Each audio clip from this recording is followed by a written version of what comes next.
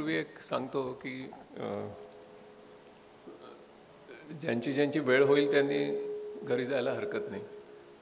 थोडंसं इको येतोय, इको येतोय. सर थोडं जवळून बोलता आलं तर बघा ना माईकच्या.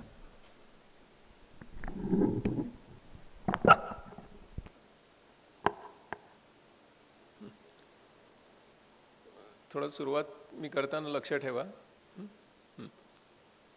तर ज्यांची ज्यांची वेळ होईल ना त्यांनी घरी जायला हरकत नाही. म्हणजे कारण शेवटच्या स्पीच देणाऱ्याचं ते कर्तव्य असतं ते सांगणं.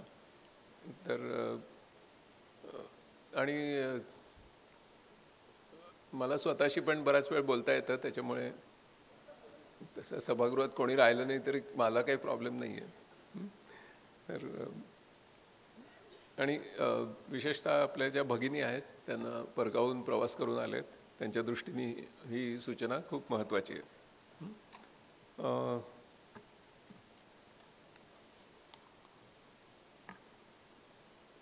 आपल्या MKCLच्या व्यवस्थापकीय संचालक वीणा मॅडम, त्याचप्रमाणे माझे ज्येष्ठ सहकारी समीर पांडे, त्याचप्रमाणे कोमल, इथे उपस्थित असलेले सर्व MKCL मधले सहकारी आणि RLC, LLC, त्याचप्रमाणे सर्व ALC सहकारी, काही जण हे पुण्याच्या बाहेरूनही आलेत, म्हणजे अहमदनगर, नाशिक वगैरे. सुभाष, तुमचं पण नाव घेतलं, तर त्याच्यामुळे सगळ्यांना मनापासून विनम्र अभिवादन. मी माझे काही विचार आज थोडक्यात मांडणार आहे. प्रथमतः अतुल, अमित, नटराज, त्याचप्रमाणे वीणा मॅडम या सगळ्यांनी खूप आपलं उद्बोधन केलेलं आहे दिवसभर आणि त्याच्यासाठी खूप पूर्वतयारी केली गेली. आणि मुख्यत्वे 25व्या वर्षामध्ये आपण पदार्पण करत असताना काय केलं पाहिजे याची सुस्पष्ट कल्पना ते वर्ष सुरू होण्याच्या आधीच तुम्हाला दिली गेली. 14 नोव्हेंबर 2000 या दिवशी मुंबईमध्ये एका भव्य समारंभामध्ये आपल्या MSCIT कोर्सची सुरुवात झाली. त्याचा पूर्ण इतिहास काही मी आता सांगणार नाही, पण बरीच रोमहर्षक अशी सुरुवात झाली. याचं कारण असं की मी अशी भूमिका घेतली होती की जरी MKCL या कंपनीची स्थापना होण्यात काही अडचणी असल्या तरीसुद्धा IT साक्षरतेचं अभियान काही थांबता कामा नये.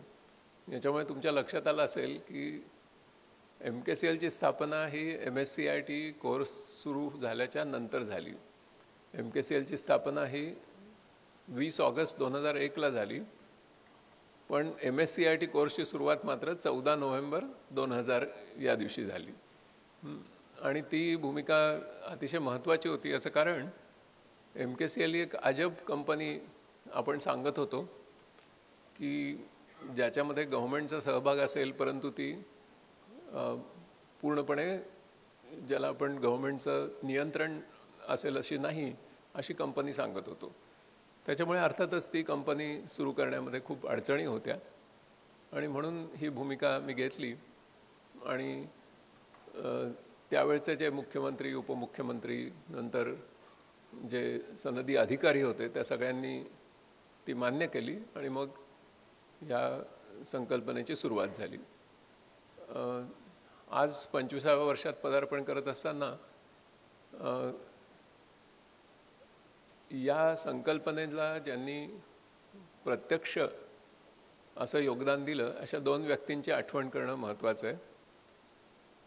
एक म्हणजे प्रोफेसर राम ताकवले आणि दुसरे म्हणजे डॉक्टर विजय भटकर. तर या दोघांविषयी आपल्या मनामध्ये अपार कृतज्ञता असली पाहिजे, कारण यांच्यामुळेच आपण खरं म्हणजे अशा प्रकारची कल्पना ही पुढे नेऊ शकलो. इतर जे राज्यकर्ते, सनदी अधिकारी वगैरे होते त्यांनीसुद्धा याला खूप पाठिंबा दिला आणि त्यांच्याविषयी आपण कृतज्ञता व्यक्त केली पाहिजे. आज जी प्रेझेंटेशन झाली त्याच्याबद्दल वीणा मॅडमनी यथोचित शब्दामध्ये त्याचं कौतुक केलेलं आहे आणि त्यामुळे मी पुन्हा एकदा त्याच्यामध्ये तुमचा वेळ घालवणार नाही, पण तुमच्याही मनात त्या सगळ्यांविषयी अत्यंत कौतुकाची भावना आहे असं मी समजतो. आपल्यापुढे 3 मुख्य विषय ठेवण्यात आले आहेत. एक म्हणजे no ALC left behind, no learner left behind आणि नो कोर्स लेफ्ट बिहाइंड. आपण आता परत ज्यावेळी जाल आणि उद्या केंद्रामध्ये आपल्या जाल त्यावेळी ह्या 3 जी आपली ध्येय वाक्य आहेत ही तुमच्या नजरेला सतत पडतील अशा ठिकाणी ती लिहून ठेवली पाहिजे. याचं कारण आपण जे ऐकतो ते 50% दुसऱ्या दिवशी विसरून जातो. त्याच्यामुळे न विसरता ही वाक्य लिहिलेली असली पाहिजेत. आणि मी सुद्धा कुठल्या तरी केंद्रात पटकन जाऊन डोकावीन आणि बघीन की ही तिथे लिहिलेली आहेत की नाही. मग आता वाक्य लिहिली तर ठीक आहे, पण मग त्याप्रमाणे आचरणही झालं पाहिजे. तर आता नो ALC लेफ्ट बिहाइंड याचं नक्की काय अन्वयार्थ काढायचा. ALC म्हणजे काही फक्त असं फर्निचर असलेलं 4 भिंतीच्या आतलं काही कम्प्युटर्स वगैरे असलेलं केंद्र अशी कल्पना नाही. ALC म्हणजे मुख्यत्वे ALC कोऑर्डिनेटर की ज्यांचा मॅडमने खूप मनापासून त्यांचं कौतुक केलं. हे जे ALC कोऑर्डिनेटर्स आहेत याच्यापैकी कोणीही मागे पडता कामा नये. आपल्याला कल्पना आहे आणि बरेच चेहरे मला परिचित आहेत की ज्यांनी ज्यावेळेला आम्ही प्रथम आवाहन केलं त्यावेळी आपल्या पत्नीचे दागिने गहाण ठेवून ही केंद्र काढली. 2-2 मशीन्स होती. बरेचसे केंद्रचालक सायकलवर होते. आज मला इथे प्रवेश केला त्यावेळी सांगण्यात आलं की पार्किंग फुल झालं आहे. तर खूप मोठी प्रगती झालेली आहे 24 वर्षामध्ये. चांगली गोष्ट आहे, आपल्याला अभिमान आहे त्याचा. तर त्याच्यामुळे अत्यंत बिकट परिस्थितीमध्ये तुम्ही स्ट्रगल करून मराठी कुटुंबातून उद्योजक होण्याचा निर्णय घेतला. जिथे मॅडम म्हणाल्या तसं सर्वसाधारणपणे सरकारी नोकरीमध्ये गेला तर बरं, आणि दुसरं त्या म्हणाल्या की पुण्या मुंबईत कुठेतरी नोकरी लागली तर त्याहून चांगलं. तो मार्ग न स्वीकारता तुम्ही उद्योजक होण्याचं ठरवलं आणि ते सुद्धा शिक्षणासारख्या प्रशिक्षणासारख्या क्षेत्रामध्ये उद्योजक होण्याचं ठरवलं. खूप मोठा धाडसी निर्णय तुम्ही घेतलात आणि MKCLचे सहप्रवासी तुम्ही झालात. त्याच्यामुळे माझ्या दृष्टीने नो ALC लेफ्ट बिहाइंड याचा मी जो अर्थ काढतो तो म्हणजे तुमच्यापैकी कोणीही मागे राहता कामा नये. त्याचबरोबर तुमच्याबरोबर जे सहकारी आहेत सगळे ते तुमचे कुटुंबीय, त्या सहकाऱ्यांचे कुटुंबीय ह्याच्यापैकी कोणीही मागे राहता कामा नये. म्हणजे नक्की काय तर कोणी मागे राहता कामा नये याचा खरा अर्थ असा आहे की सगळेच्या सगळे पुढे गेले पाहिजेत आणि सगळे एकमेकांच्या बरोबर असले पाहिजेत. कारण थोडं कोणीतरी पुढे गेला याचा अर्थ बाकीचे मागे राहिले असा त्याचा अर्थ होतो. म्हणजे मेन स्ट्रीमिंग एव्हरी ALC असा त्याचा अर्थ आहे. आता पुढे गेले पाहिजे म्हणजे काय झालं पाहिजे तर आर्थिक उत्पन्न झालं पाहिजे हे तर मगाशी सांगितलं गेलं.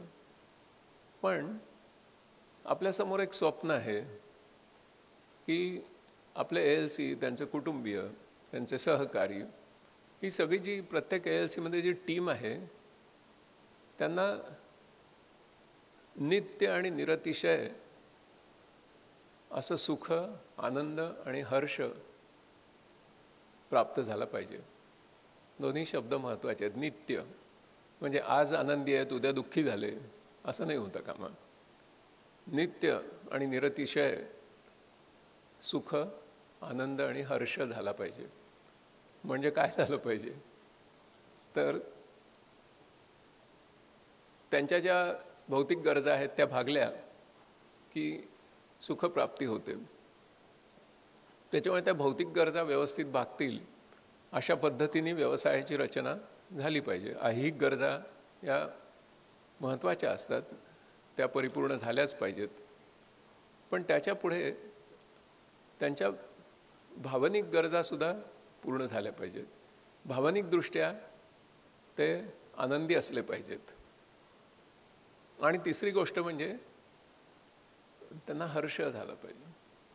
आता हर्ष कशाने होतो तर 3 मानसशास्त्रज्ञांचे विचार आपली संगत करतील. फ्रॉइड म्हणाले की प्रत्येक व्यक्तीला विल टू प्लेजर असते, म्हणजे सुखाची आस असते. ॲडलर म्हणाले की विल टू पॉवर असते, सत्ता पाहिजे. आपल्या हातात सत्ता असली की माणसं आनंदी असतात की आपलं सगळे ऐकतायत. त्याच्यानंतर सायकोलॉजीचा विकास झाला, दुसरं महायुद्ध होऊन गेलं आणि माणसांना मग शोध लागला की आपलं जीवन जर अर्थपूर्ण असेल, मी हे जीवन नक्की कशासाठी जगायचं, माझ्या जीवनाचं सार्थक काय, ह्याचा ज्यावेळी माणसाला शोध लागतो त्यावेळी त्याला हर्ष होतो, विल टू मीनिंग. त्याच्यामुळे आपण आज 25व्या वर्षात पदार्पण करताना मागे वळून जसं आपल्या संघर्ष यात्रेकडे बघितलं तर आपण हे सगळं का करतोय, आपल्या जीवनाचं उद्दिष्ट काय, आपल्या व्यवसायाचा पर्पज काय, हे स्पष्टपणे स्वतःला सांगितलं पाहिजे. रोज मुलं येत आहेत, आपण ॲडमिशन करतोय, ते कम्प्युटरवर बसत आहेत, इरामधून शिकतायत आणि जात आहेत. माझ्या जीवनाचा, माझ्या व्यवसायाचा पर्पज काय? तर माझ्या भोवती जी कम्युनिटी आहे, ज्या कम्युनिटी मला सपोर्ट केला, त्या कम्युनिटीने त्यांची मुलं माझ्याकडे पाठवली, त्या कम्युनिटीला सतत आनंदी ठेवणं हा माझ्या अस्तित्वाचा हेतू आहे. आणि ते जेवढं मी कनेक्ट होईन त्यांच्याशी, कारण शेवटी आपण कोण आहोत, आपला व्यवसाय नक्की काय आहे, तर कम्युनिटीचा एक मोठा प्रश्न सोडवला. हे MKCL या व्यवसायाचं एक वाक्यात सार आहे की ज्याला जो खरा सरकारचा जबाबदारी होती की समाजाला IT साक्षर केलं पाहिजे. कारण तुम्ही IT निरक्षर असाल तर तुम्हाला निरक्षरांची मध्ये तुमची गणना होईल. खूप मोठा प्रश्न आहे, अनेक राज्यांमध्ये अजून अनुत्तरित आहे. आम्ही निरनिराळ्या ठिकाणी जातोय, प्रयत्न करतोय, खूप अनुत्तरित आहे. पण आपण एक नवीनच मॉडेल उभं केलं आणि ते म्हणजे कम्युनिटीचा प्रश्न सोडवला. आणि मग तो जर सोडवत असू तर मग आपली ही कम्युनिटी अजून पुढे कशी जाईल, आपल्या भोवतीची जी कम्युनिटी आहे तिचे जे सगळे जागतिक निर्देशांक आहेत त्याच्यात ती पुढे कशी जाईल, हा माझ्या पुढच्या 25 वर्षाचा हेतू आहे. याच्यात मला सार्थकता शोधायची आहे आणि आपण त्याच्यावर काम करू. अनेक निर्देशांक आहेत, मी त्यांचा आता सविस्तर उल्लेख करणार नाही, पण त्याच्यामध्ये भारत देश खूप मागे आहे. अनेक जागतिक निर्देशांक आहेत ज्याच्यामध्ये आपण खूप मागे आहोत. आणि आपण असा विश्वास ठेवतो किंवा आपण असं समजून चालतो की कोणीतरी हा प्रश्न सोडवणार आहे, तर तिथे आपली बरोबर चूक होते. मला असं वाटतं की आता 24 वर्षाचा प्रचंड अनुभव, ॲडव्हान्स टेक्नॉलॉजीचा पूर्ण त्याच्यावरची कमांड आणि आता आर्टिफिशियल इंटेलिजन्स सारखी टूल्स हे आमच्या समोर आहे. आणि त्याच्यामुळे आता ALC हे त्या कम्युनिटीचं एक स्फुल्लिंग बनलं पाहिजे की ह्या माझ्या भोवती जी कम्युनिटी आहे, 10,000 25,000 लोक जे काही असतील, त्यांचा मी आता निरनिराळ्या जागतिक निर्देशांकांमध्ये पुढे नेणार. जसं की ह्युमन डेव्हलपमेंट इंडेक्स, माझ्या भोवतीचा ह्युमन डेव्हलपमेंट इंडेक्स मी मोजणार आणि तो मी जगातला बेस्ट करण्याचा प्रयत्न करणार. हे माझं आता ह्याच्यात माझ्या जीवनाची सार्थकता आहे. मला आता 4 व्हीलर कार आली आहे, माझी मुलं आता US मध्ये असतात वगैरे, असे बरेच केसेस इथे बसलेले आहेत. त्याच्यामुळे आता मला जर नित्य निरतिशय असा हर्ष व्हायचा असेल तर आता मी हे केंद्र हे माझ्या कम्युनिटीचं अशा प्रकारची प्रगती घडवून आणणारं केंद्र, अशी त्याची एक नवी ओळख मी निर्माण केली पाहिजे. आणि ते शक्य आहे. जगात अनेक ठिकाणी असं झालेलं आहे. आणि अशा निरनिराळ्या म्हणजे हा प्रश्न आपल्या देशाला जगातला एक समृद्ध राष्ट्र बनवणं, एक प्रगत राष्ट्र बनवणं, एक समन्यायी राष्ट्र बनवणं, हा प्रश्न गव्हर्नमेंटाईज करणं चुकीचं आहे. हा कम्युनिटाईज केला पाहिजे आणि आपण त्याच्यात पुढाकार घेतला पाहिजे. कारण या कम्युनिटीने तर आपल्याला पुढे आणलं, त्यांनी आपली मुलंच तुमच्याकडे पाठवली नसती, तुम्ही काय केलं असतं. त्याच्यामुळे आता तुमचं एक उत्तरदायित्व आहे, MKCLचं पण आहे. आणि त्या दृष्टीने ही पुढची वाटचाल आपल्याला करायची. आणि मजा अशी आहे की निशे नावाचा एक फिलॉसॉफर होऊन गेला, ज्याच्यापासून अनेक ह्युमॅनिस्टिक सायकोलॉजिस्टनी स्फूर्ती घेतली. निशे 1900 साली हे जग सोडून गेला, 125 वर्ष झाली. त्याने खूप महान शोध लावला त्याच्या विचारमंथनातून. आणि तो शोध असा आहे की जर तुम्हाला जीवनाचा व्हाय सापडला तर हाऊची चिंता करण्याची गरज पडत नाही. हे लक्षात घ्या. तुम्ही तो व्हाय जो आहे तो जितका शार्पली स्वतःला सांगत राहाल तितकी you can bear anyhow. आणि त्याच्यामुळे आपल्या ध्येयाप्रती आपण पूर्ण समर्पित होणं, हे केलं की हाऊचे प्रश्न सुटायला लागतात. चिंता करायची नाही. आपल्या कम्युनिटीतला येणारा जो 15 ते 25 हा वयोगट आहे, सकाळी अतुलने आपल्याला दाखवलं की 15 ते 25 हा 90% आहे. पण तुमच्यासारखे भाग्यवान कोणी नाही की इतकी तरुण मुलं, इतकी यंग मुलं ही तुमच्या समोर येतात की जे खरं म्हणजे उद्याचं भवितव्य घडवणार आहेत. त्याच्यामुळे तुमच्या सार्थकतेचा हा आशय ठरवण्यामध्ये काहीही अडचण नाही असं मी समजेन.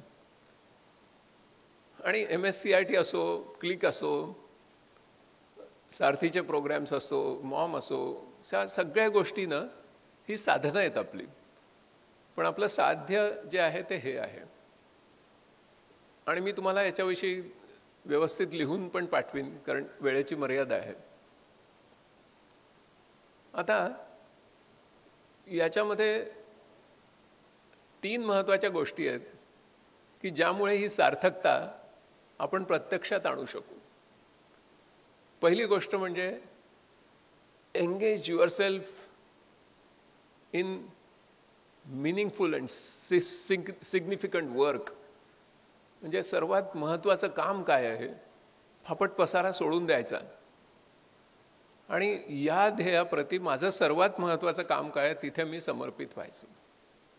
ही पहिली गोष्ट आहे. दुसरी गोष्ट काय आहे की प्रेम म्हणजे काय, तर केअरिंग फॉर अ कम्युनिटी. माझ्या अवतीभोवतीचा समाज आहे ज्यांनी आत्तापर्यंत माझी काळजी घेतली, माझ्याकडे त्यांनी फी देऊन मुलं पाठवली, आता मी त्यांची काळजी घ्यायची. Okay, I must care for them, I should not betray them. ही खूप महत्त्वाची गोष्ट आहे. आणि त्यांची काळजी कशी घ्यायची, तर त्याच्यावर आपण लेखन करू, चर्चा करू, 1 वर्षभर त्याच्यासंबंधी विचारमंथन करू आणि ही जबाबदारी स्वीकारू. याचं कारण हे प्रश्न आता राजकारणाने सुटणार नाही आहेत, हे समाजकारणानेच सुटू शकतात. आणि म्हणून मी इतक्या कळकळीने तुमच्यासमोर बोलतोय की एक समाजाचा मोठा प्रश्न सोडवलेले लोक या सभागृहात बसलेत, त्यांना स्वतःला सुद्धा कल्पना नाही.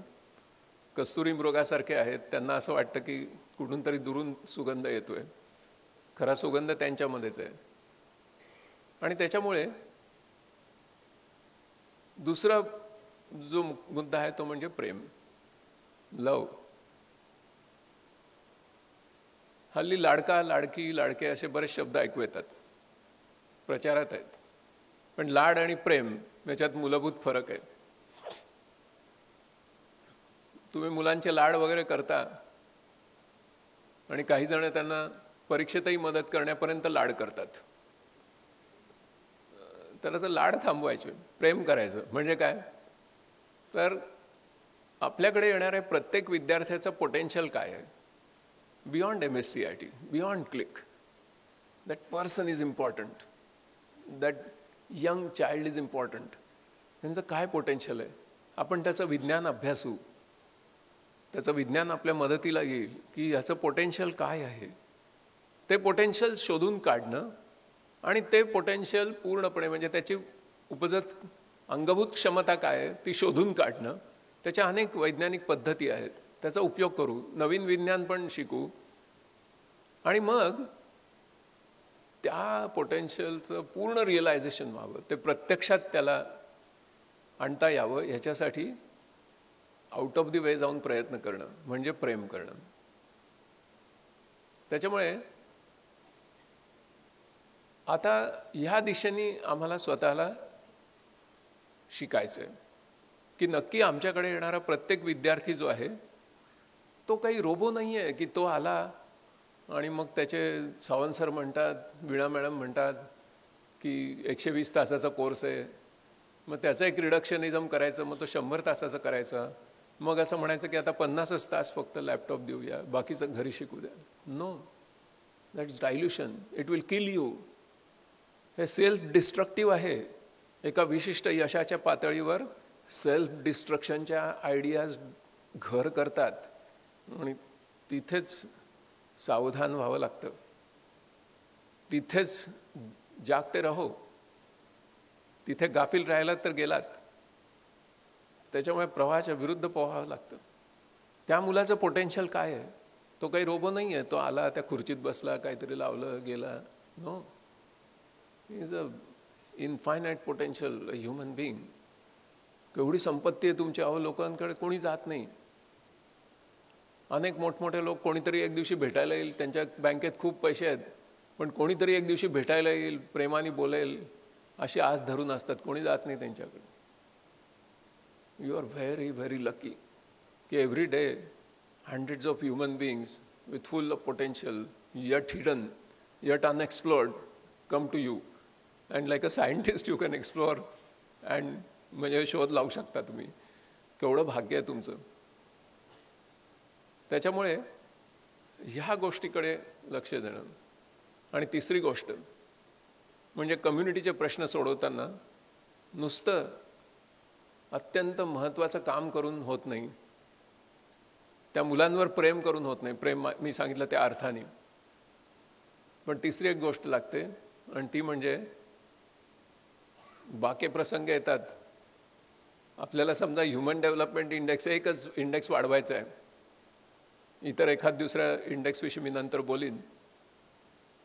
बाकी प्रसंग येतात, आपत्तींचा सामना करावा लागतो आणि अशा वेळी तिसरी एक गोष्ट कामी येते आणि ती म्हणजे मनोधैर्य. संघर्ष यात्रा हे जे विश्वजितनी नाव दिलं, खूप छान नाव दिलं, संघर्ष आहे. त्याच्यासाठी काय लागतं जे AI कडे नाही आहे, अशी एक गोष्ट माणसांकडे आहे, ती म्हणजे मनोधैर्य. ते लागतं. आणि हे तयार झालं 3 की मग तुमच्याकडे खूप मोठं बळ येतं. No ALC left behind. म्हणजे काय, कशाच्या बाबतीत मागे राहता कामा नये, तर ते आशावादाच्या बाबतीत मागे राहता कामा नये. आशा ही मोठी मजेशीर वस्तू आहे आणि ती नेहमी आपण कायम टिकू. होप सोडली की गेला.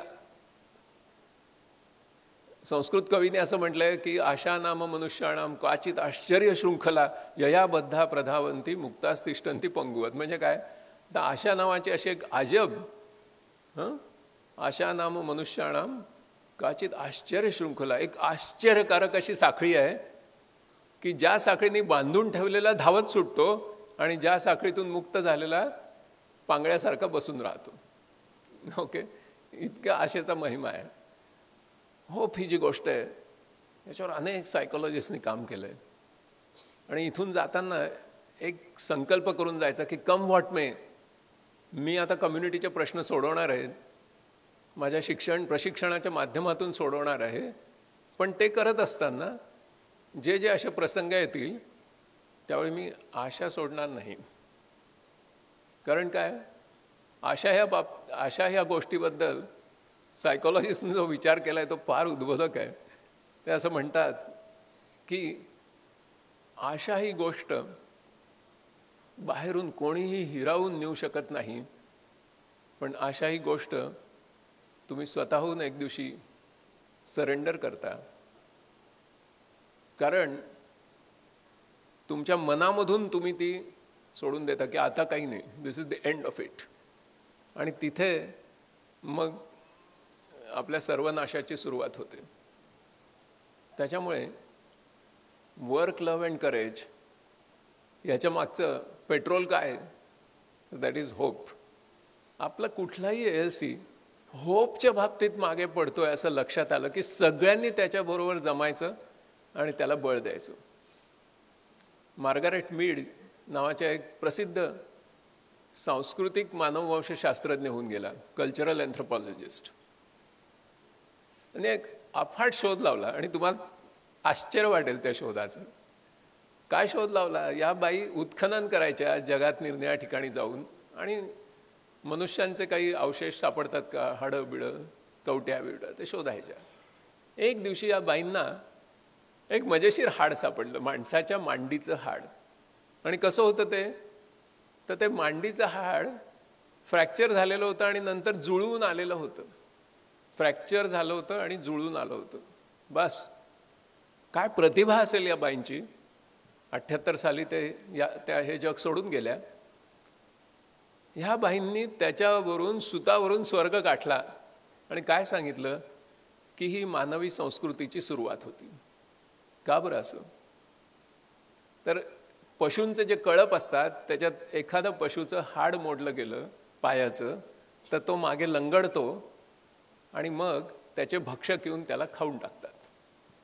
बाकीचा कळप पुढे जातो. ह्या माणसाच्या बाबतीत काय घडलं होतं? याचं मांडीचं हाड तुटलं होतं, म्हणजे हा माणूस चालू शकत नव्हता, हा शिकार करू शकत नव्हता, हा कंदमुळं गोळा करू शकत नव्हता. मग काय झालं असेल? तर ह्याच्या आजूबाजूच्या माणसांनी याला उचलून नेलं असेल, त्याचं रक्षण केलं असेल पशूंपासून, त्याला गुहेमध्ये ठेवलं असेल आणि त्याला खाऊ पिऊ घातलं असेल, त्याची सेवा शुश्रूषा केली असेल आणि म्हणून ते हाड जुळून आलं. पशूंची जी जी मोडलेली हाडं सापडतात त्याच्यात एकही जुळून आलेलं हाड सापडत नाही. माणसाच्या बाबतीत जुळून आलेलं हाड सापडलं. नो LLC लेफ्ट बिहाइंड याचा अर्थ हा आहे की आपण पशु नाही आहोत. आपल्यातला कोणीही LLCचा मागे पडू लागला, ठीक आहे, गेली 24 वर्ष आपण आपला व्यवसाय केला, ठीक आहे, ओके. अनेक असे प्रसंग घडले जिथे एकमेकांनी एकमेकांना मदत केली. मॅडम आत्ता बोलत होत्या तर माझ्या डोळ्यात अक्षरशः अश्रू आले की तुम्ही धरणगावचं उदाहरण सांगितलं. ते मानव्याचं लक्षण आहे. कुठल्या का कारणाने शेवटी ते एकमेकाला मदत करू लागले आणि त्याच्यामुळे none of the three were left behind. बरोबर आहे? No LLC left behind. त्याच्यामुळे ह्याच्या पुढे ही माझी जबाबदारी आहे की तो माझा व्यवसाय बंधू आहे, तो माझा कॉम्पिटिटर नाही आहे, तो माझा व्यवसाय बंधू आहे. आम्ही एका नेटवर्कच्या बंधुभावी अशा नेटवर्कचे भाग आहोत आणि प्रत्येक वेळी MKCLला नाही स्वप्न पडणार आहे की तो मागे पडतोय, पण मला दिसतंय तो जवळचा आहे. आम्ही आठवड्यातून एकदा, महिन्यातून एकदा भेटतोय, सुखदुःखाच्या गोष्टी करतोय. डीन ऑर्निशनी अप्रतिम ग्रंथ लिहिलाय हृदयविकारावर आणि त्यात त्यांनी हृदयविकार होऊ नये याच्यासाठी ज्या अनेक कल्पना मांडल्या त्यातली एक कल्पना अशी आहे की फॉर्म गोल्डन ग्रुप.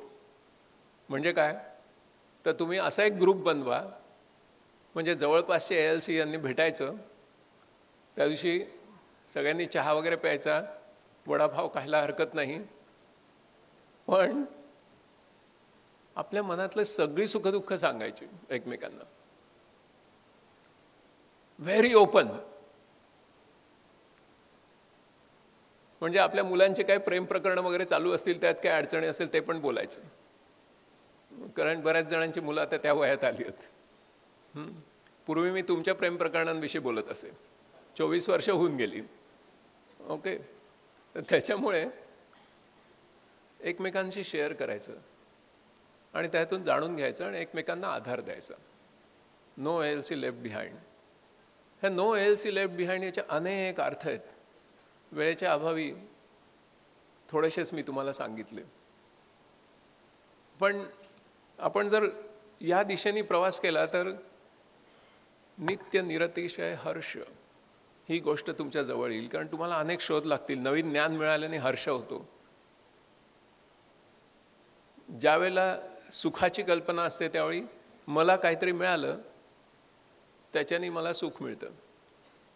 जर मला काहीतरी मिळालंय याच्याने दुसऱ्याला आनंद झाला तर त्याच्याने आपल्याला आनंद होतो. पण जर मी दुसऱ्याला काहीतरी मदत केली तर मला हर्ष होतो. त्याच्यामुळे आता मी त्या दिशेने प्रयत्न करणार आणि माझ्या कम्युनिटीला मी मदत करणार आणि त्याच्याने मला स्वार्थ काय तर मी हर्ष होणार. मला ब्लड प्रेशर, हार्ट वगैरे कुठलेही विकार, डायबिटीज वगैरे काय होणार नाही. Okay, guarantee. डी नॉर्निशने लिहूनच ठेवलंय. त्याच्यामुळे माझ्या दृष्टीने ह्या दिशेने जर तुम्ही सुरुवात केलीत, हा थोडासा म्हणजे टॉल अजेंडा आहे ह्याची मला कल्पना आहे. पण एक 25 वर्षाचा कालावधी, मला वाटलं म्युझिक लागलं, ते अवॉर्ड देण्याच्या वेळी लागतं ते. तर त्याच्यामुळे हा एक थोडासा कालावधी आपल्या समोर असल्यामुळे मी तुमच्या समोर मांडतोय. आणि याच्यामध्ये तरुण जाण्यासाठी आपल्याबरोबर बुद्धिचातुर्य पण पाहिजे. म्हणजे बुद्धिचातुर्य कसं तर बिरबलासारखं अनेक बाके प्रसंग येतात, पण आपण जर डोकं थंड ठेवलं आणि बुद्धिचातुर्य चालवलं तर मग आपण त्या समस्येतून बाहेर पडतो. समस्येच्या विरुद्ध कधीही काम करायचं नाही. कारण तुम्ही ज्यावेळेला कम्युनिटीचा ह्युमन डेव्हलपमेंट इंडेक्स वाढवायचा असं ठरवाल त्यावेळी अनेक गोष्टींचा सामना तुम्हाला करावा लागेल, अनेक हितसंबंधांचा सामना करावा लागेल, समस्यांना सामोरं जावं लागेल. समस्येच्या विरुद्ध काम करायचं नाही, समस्येबरोबर काम करायचं. म्हणजे काय, समस्यांचा नीट अभ्यास काढून त्यातून मार्ग काढायचा. 2000 वर्षापूर्वी चीन सुद्धा भारतासारखाच होता.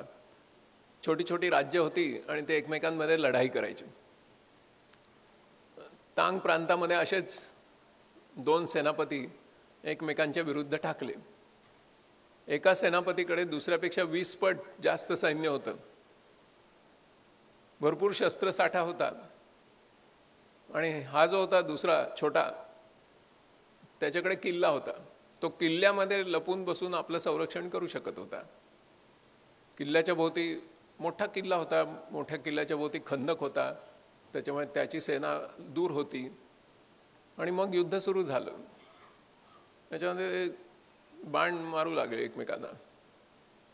बाणांची लढाई चालू असताना या किल्ल्यातल्या सेनापतीच्या लक्षात आलं की आपल्याकडचे बाण आता संपलेले आहेत. समस्या आता कसे लढणार, बाण संपले. बुद्धिचातुर्य काय केलं असेल त्यांनी आपल्या सैनिकांच्या आकाराच्या बाहुल्या तयार केल्या. हुबेहूब सैनिक असत, दूरून त्या सैन्याला असं वाटेल की सैनिकच आहेत. त्यांच्या बाहुल्या तयार केल्या आणि दोरखंड लावून त्या बाहुल्या त्या किल्ल्याच्या त्या तटावरून खाली सोडायला सुरुवात केल्या. काय झालं असेल तुम्ही इमॅजिन करू शकता. त्यांना वाटलं की सैनिक खाली उतरतायत, ते खाली जमिनीवर उतरायच्या आत त्यांना बाण मारा. बाण मारले की त्यांना वाटायचं ते घायल झालेत आणि ते घायल झाले म्हणून त्यांना पुन्हा वरती ओढून घेतलं जात आहे. भरपूर बाण जमा झाले. लक्षात आलं, समस्येबरोबर काम केलं. बाण ही समस्या होती तर बाणांच्या बरोबरच काम करायचं. ते ओढून घेतले तर बाण यायला लागले. पुन्हा त्या बाहुल्या रियूज, पुन्हा पुन्हा सोडायच्या, पुन्हा बाण गोळा करायचे. असं करता करता इतके बाण गोळा केले म्हणजे बघा, शत्रूचेच बाण स्वतःकडे आणले. आणि मग काही दिवसांनी त्यांनी पण बुद्धिचातुर्य चालवलं. त्याला लक्षात आलं की हे खोटं आहे सगळं प्रकरण. कारण ज्या अर्थी ते काही बाण आपल्याला मारत नाही आहेत त्या अर्थी हे सगळं खोटं आहे. ते आपले बाण गोळा करतायत हे त्याच्या लक्षात आलं. म्हणून त्यांनी बाण मारणं थांबवलं. पण हा त्याच्यापेक्षा चतुर. आणि अजून सैनिक सोडतच राहिला.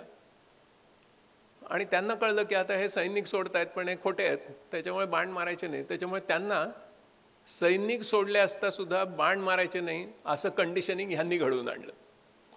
बरोबर आहे, बाण मारायचेच नाही. ते ज्यावेळी बाण मारायचे पूर्णपणे थांबले असा ह्यांना विश्वास निर्माण झाला, त्या दिवशी अमावस्येच्या रात्री यांनी खरे सैनिक उतरवले आणि त्यांचा पूर्ण पराभव करून टाकला. ओके, म्हणजे बुद्धिचातुर्य आपण कधी कमी पडू द्यायचं नाही. शेवटी आपण एका बिझनेसच्या रणांगणात उभे आहोत. आणि त्याचबरोबर याचा अतुलने उल्लेख केला की कुठल्याही प्रसंगी कधीही आपण आपल्या नैतिक मूल्यांचा त्याग करायचा नाही, कम व्हॉट मे. परवा आपल्या कोमल मॅडम एका ऑफिसमध्ये गेल्या होत्या. आपलं काही शासकीय काम होतं, सगळं काम झालेलं होतं आणि फक्त MKCLची फाईल एका टेबलवरून दुसऱ्या टेबलवर जायची होती. पण तो पिऊन असा हातात ती फाईल धरून बसला, तो काही फाईल नेत नव्हता. आमचे एक वकील होते, ते कोमल मॅडमना असं म्हणाले की मॅडम काही नाही, त्या पिऊनला एक 100 रुपये देऊन टाका म्हणजे फाईल पुढे जाईल. लुक ॲट कोमल. एक MKCLच्या कल्चरमध्ये ग्रूम झालेली व्यक्ती कशी वागते. आता खरं म्हणजे ते वकील कोमलपेक्षा फार सिनियर, तरी कोमलनी त्यांना धैर्याने सांगितलं की नाही, MKCLचं ते कल्चर नाही. माझी फाईल प्रोसेस व्हायला किती वेळ लागला तर मी स्ट्रगल करीन, मी संघर्ष करीन, मी न्याय मिळवीन, पण मी लाच देणार नाही. शेवटी त्यांनी त्यांचे एक ज्युनियर सहकारी यांनी व्यवस्थित योजना केली. त्या पिऊनच्या हातातून ती फाईल घेतली आणि स्वतःच गेल्या आणि दुसऱ्या त्या ऑफिसरला दिली. बरोबर सांगतोय ना मी? त्यांनी दिली. दिस इज द लेसन. त्याच्यामुळे आपली जी बेसिक नैतिक मूल्य आहेत, कारण त्याच्याने काय होतं की तुम्हाला स्ट्रेस होतो. त्या काय 100 रुपये सहज देऊ शकल्या असत्या, पण मग त्यांची रात्रीची झोप उडाली असती. त्याच्यामुळे त्याचा त्याग आपण कधीही करायचा नाही. No learner left behind.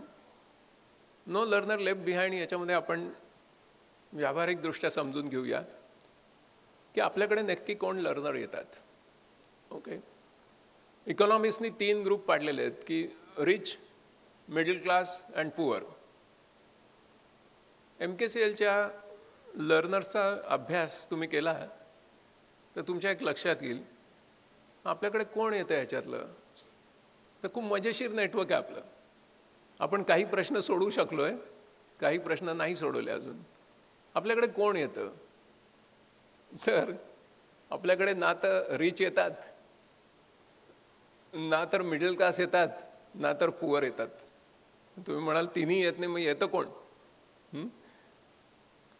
तर त्याला मी म्हणतो नेहमी की NR, NM आणि NP असे जे लोक आहेत ते येतात. म्हणजे not rich, not middle class, not poor. कारण याच्यामध्ये एक गट आहे भारतामध्ये, खूप मोठी पॉप्युलेशन आहे त्यांची, आणि इकॉनॉमिस्ट त्यांना नीट ट्रीट करत नाहीत. ती पॉप्युलेशन कोण आहे माहिती आहे? जे धड पुअर नाहीत आणि जे धड मिडल क्लास नाहीत. त्याच्यामध्ये फार मोठा क्लास भारतामध्ये राहतो आणि तो तुमच्या केंद्रात येतो. त्याच्या डोळ्यात एक स्वप्न असतं की त्याला अपवर्ड मोबिलिटीनी त्याला मिडल क्लासमध्ये जायचं असतं.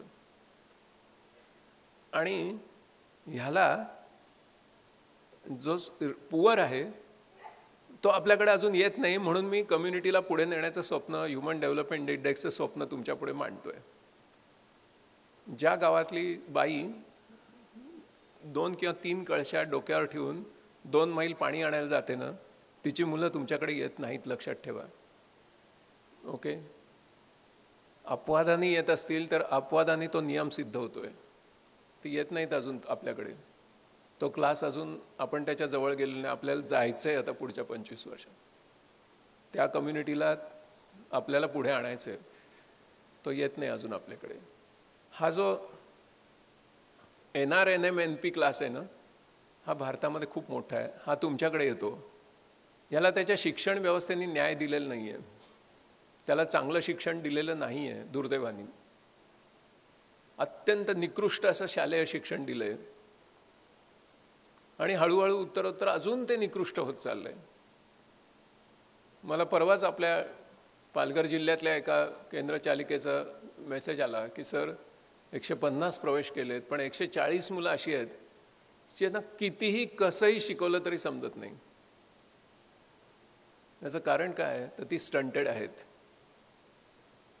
त्यांचं पुरेसं पोषणच झालेलं नाही, त्यांना पोषक अन्नच मिळालेलं नाही, त्यांची भूक भागली आहे पण त्यांचं पोषण नाही झालेलं. हा जो क्लास आहे ना तो एका स्कीम खाली त्यांच्याकडे आला होता, तो नॉर्मली आपल्याकडे येत नाही. ओके, काही CSR डोनेशन याच्या खाली आला होता. त्याच्यामुळे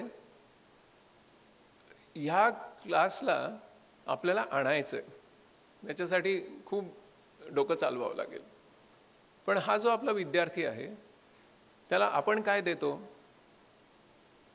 तर तुम्ही अत्यंत कर्तबगार लोक आहात. तुम्ही सारख्या स्कीम चालवतात, त्याच्यामध्ये तुम्ही एक 6, 7, 8 हजाराची 12 हजाराची एक नोकरी देता आणि सडनली ते कुटुंब हे या NP मधून NM मध्ये जातं, सॉरी M मध्ये जातं. ओके, 60% महाराष्ट्रामध्ये असे लोक राहतात. तुम्ही मुंबई पुण्यात बसून तुम्हाला महाराष्ट्राची कल्पना येणार नाही.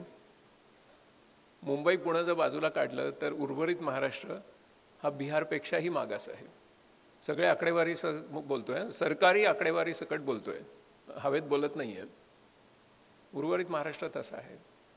म्हणून कम्युनिटीला पुढे आणण्याचं ड्रीम 25 वर्षासाठी आपण ठेवतोय, कारण टेक्नॉलॉजीचं बॅकअप आपल्याकडे, ज्ञानोत्कर्ष आपण करू शकतो आणि ज्ञानोत्कर्षाशिवाय ही संपत्ती निर्माण होणारच नाही.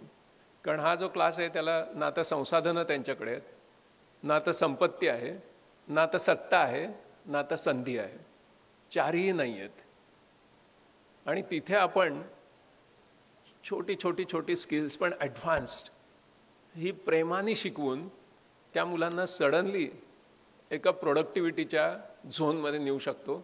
आणि ही किमया आपण करून दाखवली की आपली कम्युनिटी, ती मुलं ज्या घरातून येतात ती कुटुंब पुढे जायला सुरुवात होते. No learner left behind. परवाच मी एका सभेमध्ये बसलो होतो आणि तिथे पुण्यामध्ये जी मुलं शिक्षण घेण्यासाठी 12वी नंतर येतात आणि काही स्पर्धा परीक्षांसाठी येतात तयारीसाठी, त्यांची संख्या एकंदर 3 लाख आहे.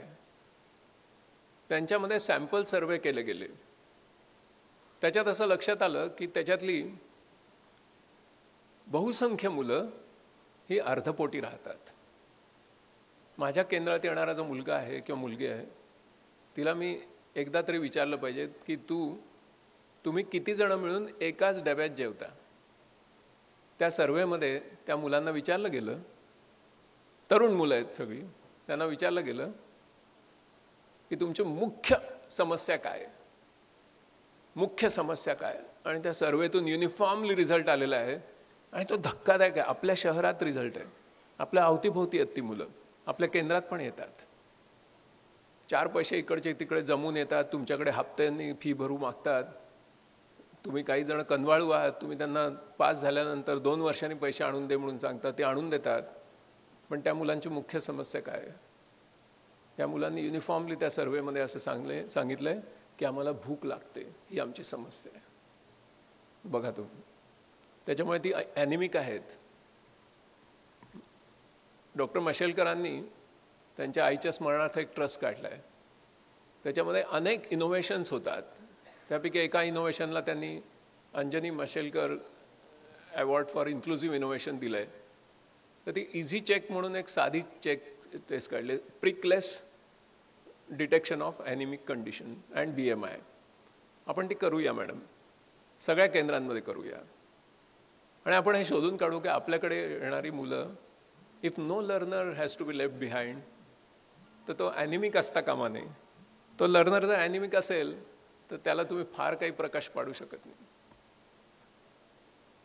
त्याच्यामुळे त्या मुलांची समस्या भूक ही आहे. एका फ्लॅटमध्ये 13 मुलं राहतात आणि एकाच डब्यात कधी 2 तर कधी 3 मुलं खातात. एका डब्यामध्ये साधारणपणे 3 पोळ्या येतात. Okay, no learner left behind, याच्यातली चॅलेंजेस अशी सगळी मजेशीर आहेत. त्याच्यामुळे आपल्याला काय करावं लागेल तर डेली मॉनिटरिंग. ओके, ते विद्यार्थी काय शिकतायत, का मागे पडतायत, याचं डेली मॉनिटरिंग करणं. कारण शेवटी आपण परीक्षेचा निकाल बघतो, मग काही जण ते मागे पडतात, काहींची सेशन्सच पूर्ण होत नाही, काहींचा इंटरेस्ट लागत नाही, त्यांना उत्साह नसतो. आपण निष्कर्ष काढतो की त्यांना शिकायचंच नाही आहे. त्याच्यामागचं विज्ञान समजून घेऊया. आणि त्याच्यामुळे नो लर्नर बिहाइंड याचे एवढे सारे आयाम आहेत, ते आपण लक्षात घेऊ. त्याच्याशिवाय एका लार्ज अशा पुअर क्लासला, की ज्यांची संख्या भारतामध्ये 55% असणार आहे 2035, आणि त्या 55% लोकांना तुमची सेवा मिळणारच नाही आहे जर तुम्ही काहीतरी इनोव्हेशन केलं नाही तर.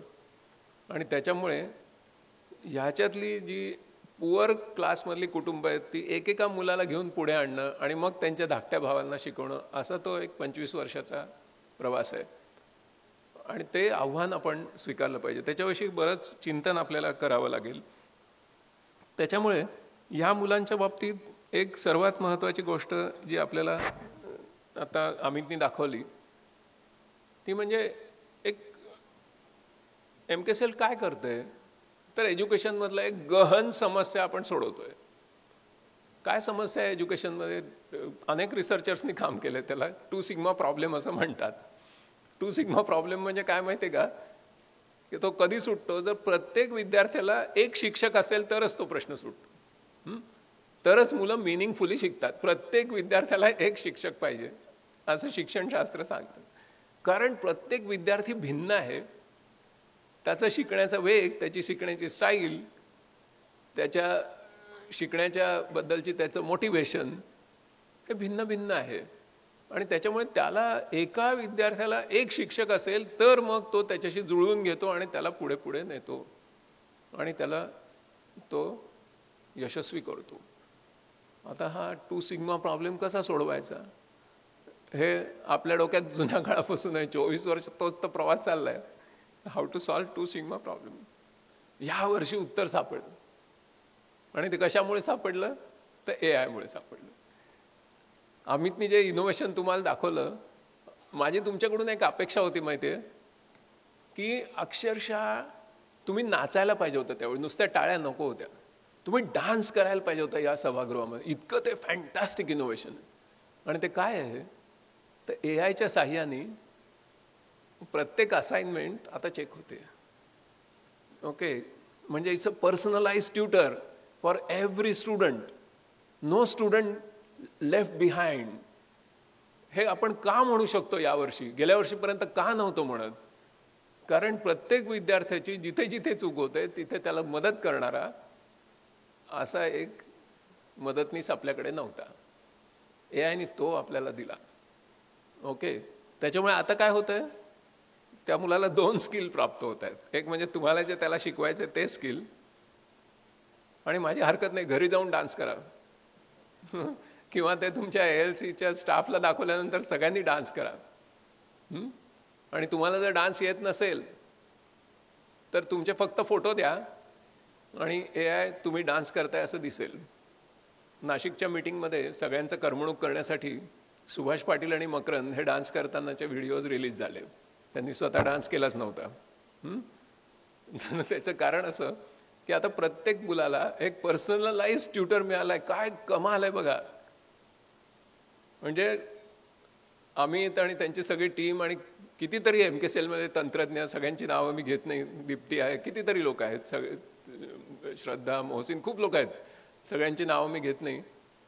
पण एक ॲब्सोल्युटली इन्क्लुझिव्ह इनोव्हेशन हे MKCL मध्ये तयार झालं. आणि प्रत्येक विद्यार्थ्याला आता तुम्ही सांगू शकता की बस तू मागे पडणार नाहीस, तुला कदाचित थोडा जास्त वेळ लागेल, मी तुला कम्प्युटर देईन, माझी प्रतिज्ञा आहे की तू पुढे आला पाहिजेस, you should not be left behind, no learner left behind. ती एक फॅन्टॅस्टिक इनोव्हेशन केलं गेलं आणि रोज त्याच्यात भर पडणार आहे. का बरं तुम्हाला श्रद्धा च्या अतिशय सुश्राव्य आवाजामध्ये 10वी परीक्षेची तयारी बघायला मिळाली. मला असं वाटलं की तुम्ही सभागृह डोक्यावर घ्याल, पण खरे पुणेरी आहात. ओके, ॲब्सोल्युटली अजिबात नाही, शांत बसायचं. सो व्हॉट, काही केलं असेल तुम्ही, ठीक आहे, बघून घेऊ, नंतर विचार करू त्याच्यावर, असं पुणेकर म्हणतात. मला पुण्याच्या अनेक सभागृहांमध्ये भाषणं करावी लागतात रेग्युलर. त्याच्यामुळे मला पूर्ण अनुभव आहे त्याचा. तुम्ही त्याचे बरोबर प्रतिनिधी आहात. का बरं श्रद्धाच्या आवाजात तुम्ही ऐकलत की 10वी परीक्षेची तयारी?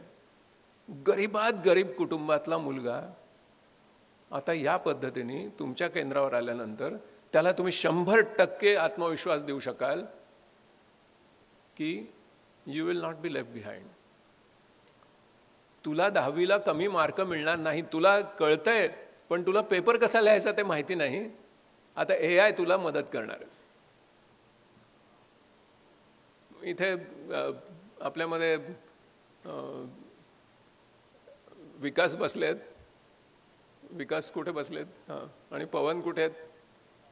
पवन आहेत कुठेतरी किंवा घरी गेले असतील, मला माहिती नाही. आहेत. ओके, नाही त्यांचं नाव वाऱ्यासारखं म्हणून म्हटलं. तर ते जे इनोव्हेशन आहे AIचं, त्याच्याने प्रत्येक 10वीच्या मुलाला आता आपण कॉन्फिडन्स देऊ शकतो. तुला येतं आहे, पण तुला परीक्षेत कसं लिहायचं ते माहिती नाही. श्रद्धाने अफाट रिसर्च केला आणि आता no student left behind, no learner left behind. तो तुमच्यावर फिदा होणार आहे की सर बस तुमच्यामुळे, त्याचे पालक फिदा होणार आहेत की तुमच्यामुळे अतिशय उच्च गुणांनी मी पास आहे. ओके, का बरं करू शकलो? पर्सनलाइज ट्युटर आहे. आम्ही काही निबंध लिहिले. हां, मी असा विषय घेतला होता, मी पाहिलेली सर्कस. निबंध लिहिले. निबंध लिहिल्यानंतर इव्हॅल्युएशन रुब्रिक्स दिलं. म्हटलं तपासा. थोडंसं काम केलं यांनी त्याच्यावर, AIला मदतीला घेऊन तपासून दिलं. 10 पैकी 6 मार्क दिले. मग मी विचारलं की 4 मार्क कुठे कुठे, एक मार्क कुठला कापला त्याचा हिशोब दे, म्हणजे मी दुरुस्त करतो. Assessment experience is transformed in to learning experience. मग मी मजा केली. मी असं म्हटलं, असा एक निबंध लिहायचा की ज्याच्यात सगळं सर्कसचं वर्णन आहे. 0 मार्क, कारण मी पाहिलेली नाही आहे ना ती. आय स्टेटमेंट नव्हतं त्याच्यात. 0 मार्क. बरोबर सांगितलं. विषय वेगळा आहे आणि खाली निबंध वेगळा आहे. बरोबर आहे. त्याच्यामुळे आता तुम्ही चमत्कार घडवणार आहात. ओके, तुम्ही टाळ्या वाजवल्या नाही तरी चालतील, तुम्ही डान्स केला नाही तरी चालेल. मुलांना न्याय द्या, मग त्याच टाळ्या आहेत आमच्या दृष्टीने. ओके, तर म्हणजे मग काय होतं की जी इथे काम करणारी टीम असते ना, त्यांचा उत्साह वाढतो. अजून तुम्हालाच मदत होते. त्याच्यामुळे जरा औदार्य ठेवा मनामध्ये. हां, काहीतरी चांगलं दे. नाही, मला नको टाळ्या, मला टाळ्या नको आहेत. योग्य वेळी वाजवायच्या असतात. ओके, चुकीच्या वेळी नाही वाजवायच्या. तर माझ्यासारख्या व्यक्तीला टाळ्यांची गरज नसते. हां, पण जे यंग आहेत, जे काहीतरी करतायत, स्वतःच्या मुलाबाळांकडे दुर्लक्ष करतात. आता तुम्ही श्रद्धाची व्हिडिओ बघितली. कोविड होता, शांतता नव्हती, तर गाडीमध्ये बसून रेकॉर्डिंग केलंय तुमच्यासाठी. अजून काय करायचं? ओके, तर त्याच्यामुळे नो लर्नर लेफ्ट बिहाइंड याच्यासाठी एक फॅन्टास्टिक टेक्नॉलॉजी. त्याच्यातून 2 गोष्टी तो शिकणार. काय? एक शिकणार काय, तर ते तुम्हाला स्किल शिकवायचं ते तर शिकणार असतो, पारंगत होणार. ओके, फक्त तुम्ही त्याला मशीन दिलं पाहिजे बरं का. आता ते मॉनिटर करणार मी. अतुलने केलं नाही तर मी करणार आहे की प्रत्येक मुलाला त्याचा हक्क मिळतो की नाही. डिजिटल हक्कांचा जाहीरनामा. अतुल, डिजिटल हक्कांचा जाहीरनामा जाहीर करू आपण मुलांना. दिलंच पाहिजे तेवढं मशीन. कारण ते तुमचा विकास होणार आहे. तुमच्या भल्यासाठी मी बोलतोय. तुमचा माझ्यावर विश्वास नाही याचं मला 24 वर्ष प्रूफ आहे. ओके, अजून 1 वर्ष. पण कारण मी सांगितलेली प्रत्येक गोष्ट साधारणपणे 2 वर्षानंतर ॲक्सेप्ट होते. त्याच्यामुळे आता मला 2026चे वेध लागलेत आता, किंवा 27, जे काय असेल. पण महत्त्वाची गोष्ट काय की त्या मुलाला जर तुम्ही हे दिलं तर दुसरं काय स्किल त्याला प्राप्त होतं माहिती आहे तुम्हाला? आणि that is his survival skill for 21st century. No learner left behind. ते काय स्किल आहे? तर he starts learning how to partner with AI. Okay, AI बरोबर मैत्री कशी करायची, पार्टनरशिप करायची, हे एक स्पिन ऑफ आहे त्याचा. आणि तो मिळणार आहे तुम्हाला. त्याच्यामुळे तुम्ही कम्युनिटीला पुढे नेऊ शकणार आहात. कारण त्याला एकदा AI बरोबर काम करायची सवय लागली की तो नोकरीतून कधीही बाहेर पडणार नाही. ओके. आणि मग नो लर्नर लेफ्ट बिहाइंड याच्यासाठी अजून काय केलं पाहिजे? अजून एक महत्त्वाची गोष्ट केली पाहिजे की आता तुम्ही रोज ना त्यांना स्फूर्तिदायक गोष्टी सांगितल्या पाहिजेत. त्यासाठी वाचा. ओके. स्फूर्तिप्रद कथा रोज सांगायची. 3 मिनिटं लागली, 5 मिनिटं लागली, काही नाही, त्यांच्याकडे वेळ आहे भरपूर. त्यांना कोणी नाही होय सांगायला. सगळ्यांनी त्यांना फार मॅड करून टाकलंय. काहीतरी घाणेरड्या रील्स वगैरे दाखवतात आणि आयुष्याचा इतका महत्त्वाचा वेळ त्यांचा वाया जातो. तुमच्या सान्निध्यात ते येतील तर एखाद्या ऋषीच्या आश्रमात आल्यासारखं त्यांना वाटलं पाहिजे. आणि तिथे अतिशय सुंदर अशा स्फूर्तिदायक कथा तुम्ही त्यांना सांगितल्या पाहिजे, ज्याच्याने त्यांची होप जागृत होईल. कारण या पिढीविषयी ते एका क्लायमेट क्रायसिसच्या काळात जगतायत. शेतकऱ्यांची मुलं आहेत, कोरडवाहू शेतीतली मुलं आहेत, त्यांना काही भवितव्यच दिसत नाही आहे. अशावेळी त्यांची मानसिकता बदलणं महत्त्वाचं आहे. याचं कारण असं आहे की ह्युमॅनिस्टिक सायकोलॉजिस्टने एक मोठा शोध लावून दिला आहे. तुम्हालाही उपयोगी पडेल, त्या मुलांनाही उपयोगी पडेल. तो शोध असा आहे की तुमची जी प्रत्यक्ष परिस्थिती असते ती तुमच्या सुखदुःखाचं कारण नसते. तुमची जी प्रत्यक्ष परिस्थिती असते ती तुमच्या सुखदुःखाचं, आनंदाचं, दुःखाचं कारण नसते. तुम्ही त्या परिस्थितीकडे कसं बघता याच्यावरून ते ठरतं. त्याच्यामुळे त्या मुलांना त्यांचा चष्मा बदला की ह्या सगळ्या परिस्थितीकडे कसं बघायचं, धैर्याने कसं बघायचं, आय शॅल ओव्हरकम असं कसं बघायचं, हे शिकवणं हे तुमचं काम आहे. त्यांना एकमेकांमध्ये कोलॅबरेशन करायला शिकवा. त्यांना टीम शिकवा. टीमनी कामं कशी करायची ते शिकवा. Individual excellence is a myth. मध्यंतरी माझ्याकडे एक व्हिडिओ आली, त्याच्यामध्ये अमेरिकेचं विश्लेषण केलं आहे आणि त्याच्यामध्ये असं दर्शवलं आहे की अमेरिकेतल्या एकंदर जेवढ्या लोकांचे गेल्या वर्षामध्ये जॉब्स गेले, म्हणजे त्यांना नोकरीवरून काढून टाकलं, त्याच्यापैकी फक्त 11% लोकांना त्यांना टेक्निकल स्किल नव्हतं म्हणून काढून टाकले. एकूण 90% लोकांना त्यांना टीमबरोबर काम करता आलं नाही. त्यांना एक प्रॉब्लेम दिला असता, चिकाटीने त्याच्यावर काम करत राहता आलं नाही, ह्यामुळे त्यांना काढून टाकले. म्हणजे त्या तज्ज्ञांनी असं सांगितलंय की 89% लोकांना नॉन कॉग्निटिव्ह कॉम्पिटन्सीजसाठी काढून टाकलेलं आहे. फक्त 11% लोकांना कॉग्निटिव्ह कॉम्पिटन्सीजसाठी काढलं. म्हणजे आता आपल्या केंद्रांचं वैशिष्ट्य काय भूमिका आहे? नो लर्नर लेफ्ट बिहाइंडसाठी काय करावं लागेल तर त्यांना नॉन कॉग्निटिव्ह म्हणजे सॉफ्ट स्किल्स, ओके, ह्याच्यासाठी तुम्हाला तयार करावं लागेल. केवढं भाग्य आहे तुमचं की माणसांची अंगभूत वैशिष्ट्य जी आहे, जी AI कडे मुळीच नाही आहे, त्याच्यासाठी आता तुम्ही तयार करायचं. केवढं भाग्य आहे. मला तर असं वाटतं सगळं सोडून द्यावं आणि एक ALC काढावं, पण अतुल परमिशन देणार नाही, कारण कोणाच्या तरी जवळ निघेल माझं. ओके. पण तुम्ही खरंच भाग्यवान आहात. त्याच्यामुळे त्या मुलांकडे प्रॉब्लेम म्हणून बघू नका. त्या मुलांकडे तुमचं जीवन हे सार्थक करणारे ते तुमचे खरे खरे हितचिंतक आहेत असं त्यांच्याकडे बघा. आणि मग त्यांना टीम कशी बिल्ड करायची. एखादा प्रॉब्लेम दिल्यानंतर चिकाटीने तो रात्री 9 वाजले 9:30 वाजले तरी सर थांबतात माझ्यासाठी. सरांना घरून मिसेसचा फोन येतो की जेवण तयार आहे, तरी सर म्हणतात नाही थांब, अजून त्याचा प्रॉब्लेम तो सॉल्व करतोय. ह्याच्याने तुम्ही खऱ्या अर्थाने नो ALC लेफ्ट बिहाइंड इथे पण जाता. आणि माझी एक विनंती आहे अतुलला की आमच्या टीमनी एक इनोव्हेशन केलंय. ते काय आहे तर त्याचं नाव आहे VTFR. म्हणजे काय तर व्हेरिएबल टाइम फिक्स रिझल्ट. म्हणजे सर्व मुलांना 100% मार्क मिळणार. काही कॉलेजेसमध्ये ते दिलं तर शिक्षक मला म्हणले असं कसं काय 100% मार्क प्रत्येक मुलाला? असं नाही सर, बरोबर नाही दिसत. म्हटलं हो का? म्हटलं सगळ्या मुलांना समान मार्क मिळाले तर तुम्हाला एवढं वाईट का वाटतं? नाही म्हणे असं कसं काय. म्हटलं तुम्ही त्यांच्याकडून समान फी घेतली आहे ना, मग समान मार्क नको मिळायला. त्यांनी जर समान पैसे दिले दुकानामध्ये तर समान दर्जाचा लक्स सोप त्यांना मिळतो. मग समान मार्क मिळायला पाहिजे. त्यासाठी टेक्नॉलॉजी आहे. कोणाला 5 तासांनी मिळतात, कोणाला 3 तासांनी मिळतात, कोणाला 8 तासांनी मिळतात, डझंट मॅटर, पण ही विन्स. तर ती जी टेक्नॉलॉजी आहे अतुल, ती आपण ALCच्या असेसमेंटसाठी लावूया. ज्या ज्या गोष्टी तुम्ही आज सांगितल्या की हे प्लीज करा, प्लीज करा, प्लीज करा, खूप कळकळीने तुम्ही बोललात. ओके. आणि त्याच्यातच सगळ्यांचा उत्कर्ष आहे खरं अतुलच्या सगळ्या स्लाइड्समध्ये.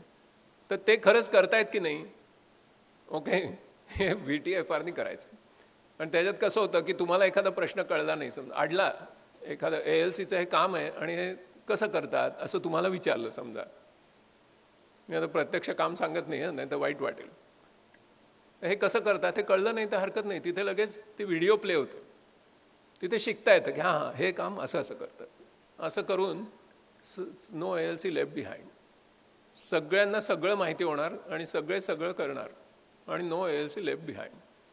त्याच्यामुळे आपल्याला नो ALC लेफ्ट बिहाइंड याच्यात आतमध्ये पोटात दडलंय नो लर्नर लेफ्ट बिहाइंड. आणि शेवटी जे कोर्सेस आम्ही आणू ते नो कोर्स लेफ्ट बिहाइंड. म्हणजे काय तर जर अनेक कोर्सेस तुम्ही शिकवले तर no learner will be left behind, कारण त्यांची आवड ज्याच्यात आहे, त्यांना गती ज्याच्यात आहे ते तुम्ही शिकवत असाल.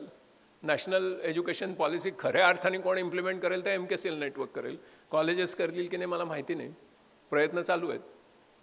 पण प्रत्येक कोर्स परिवर्तनशील करण्याचा रोज प्रयत्न असतो. तुम्ही अमितच्या रूममध्ये जाऊन बघा, कधी 6-7 जण एकत्र बसलेले असतात आणि डोकेफोड चालू असते, याच्यात अजून इम्प्रूव्हमेंट कशी करायची, इम्प्रूव्हमेंट कशी करायची. ज्याला तुमच्यातले जे इंडस्ट्रियल एरियामधून येतात त्यांना माहिती आहे की पुण्यात अनेक इंडस्ट्रीज लीन मॅन्युफॅक्चरिंगमध्ये जातात. लीन मॅन्युफॅक्चरिंग म्हणजे काय, इम्प्रूव्हमेंट कल्चर, रोज इम्प्रूव्हमेंट करत राहायचे.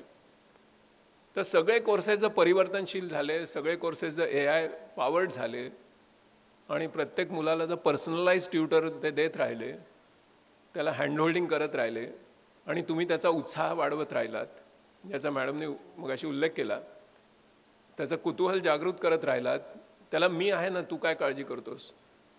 एखाद दिवशी सगळ्या मुलांना सांगायचं की आपल्याकडे 3 मुलं अशी आहेत की ज्यांना अर्धपोटी राहावं लागतं. सगळ्यांनी रोज काहीतरी आणायचं आणि त्या मुलाला कळलं नाही पाहिजे की कोणी आणलंय. ओके. त्याला माहिती पाहिजे की आपल्या वर्गमित्रांनी आणलंय, पण आता आपण पोटभर जेवतोय. हे सगळं करणं हे AI करणार नाही आहे, हे माणसांची काम आहे. त्याच्यामुळे माझी विनंती राहील की एक वेगळ्या अशा सांस्कृतिक अशा पातळीवर आपण जाऊया. मार्गारेट मीड यांनी आपल्याला ते शिकवलंय आणि ते आपण शिकूया.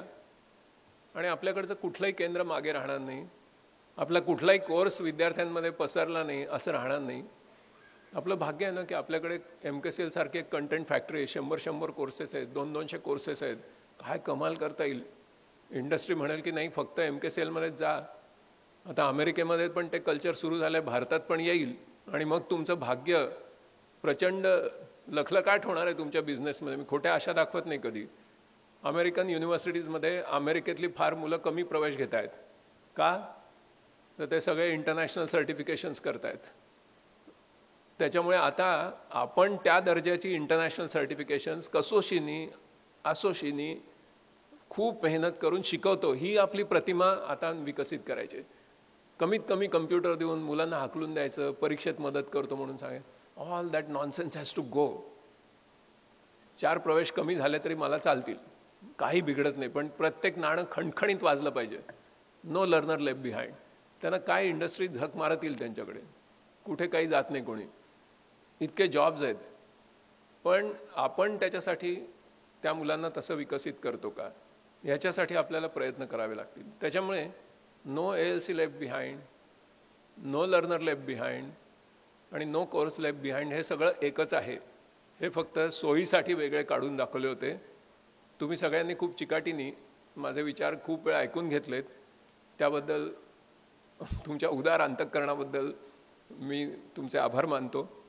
आणि आज जी इनोव्हेशन सांगितली गेली याच्यात मनापासून झोकून द्या. मला याची कल्पना आहे की तुम्ही बरेच जण आता सेंटरचं प्रत्यक्ष काम करत नाही, पण आणि तुमचे इतर व्यवसाय आहेत त्याच्यात तुमची भरभराट झालीच पाहिजे, पण जे प्रत्यक्ष काम करतायत त्यांना याची गोडी लावा आणि विद्यार्थ्यांपर्यंत हे पोचवा, एवढाच अपेक्षा व्यक्त करतो. आणि पुन्हा एकदा तुम्हाला धन्यवाद देऊन माझं हे बरंच लांबलेलं मनोगत संपवतो. धन्यवाद.